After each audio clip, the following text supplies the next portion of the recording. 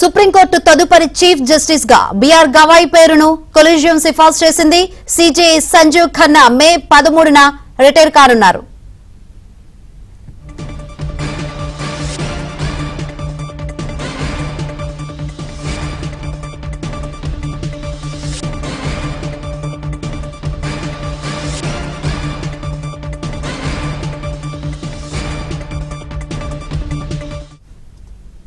Collegium supreme court తదుపరి chief justice గా BR Gavai పేరును సిఫార్సు చేసింది. మరిన్ని వివరాలు అందించేందుకు మా ఢిల్లీ బ్యూరో చీఫ్ కృష్ణ సిద్ధంగా ఉన్నారు. కృష్ణ,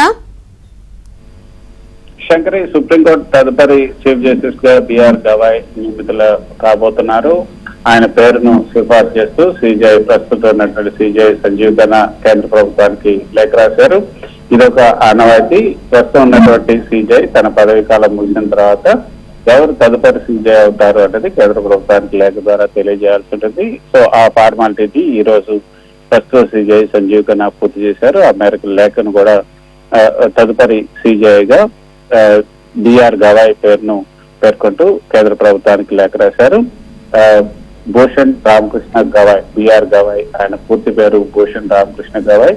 ఆయన ప్రస్తుతం ఉన్నటువంటి సిజేఐ సంజీవ్ ఖన్నా మే 13వ తేదీన పదవి విరమణ చేస్తారు. ఆ తర్వాత మే 14న సిజేఐగా బిఆర్ గవాయ్ 52వ ప్రధాన న్యాయమూర్తిగా ఆయన ప్రమాణ స్వీకారం చేయబోతున్నారు.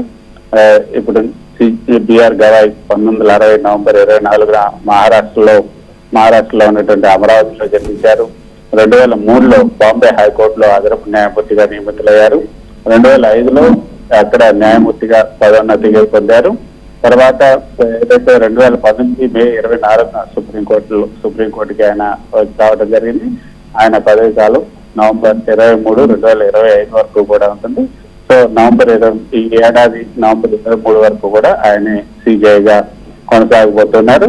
అయితే న్యాయమూర్తి గవాయ్ భారత సుప్రీంకోర్టు చరిత్రలో 2వ దళిత ప్రధాన న్యాయమూర్తిగా నియమితులు కాబోతున్నారు. ముందుగా గతంలో 2007లో కేజీ బాలకృష్ణన్ ఈ పదవిని చేపట్టారు. బిఆర్ గవాయ్ ఇచ్చినటువంటి అనేక చారిత్రాత్మక తీర్పులు, ముఖ్యమైన తీర్పులు కూడా చాలా ఉన్నాయి. ఆ తీర్పులు భారత రాజ్యాంగం, అదేవిధంగా మౌలిక హక్కులు, న్యాయ వ్యవస్థకు సంబంధించినటువంటి అనేక ముఖ్యమైన అంశాలకు సంబంధించినటువంటి తీర్పులు ఆయన ఇవ్వడం జరిగింది.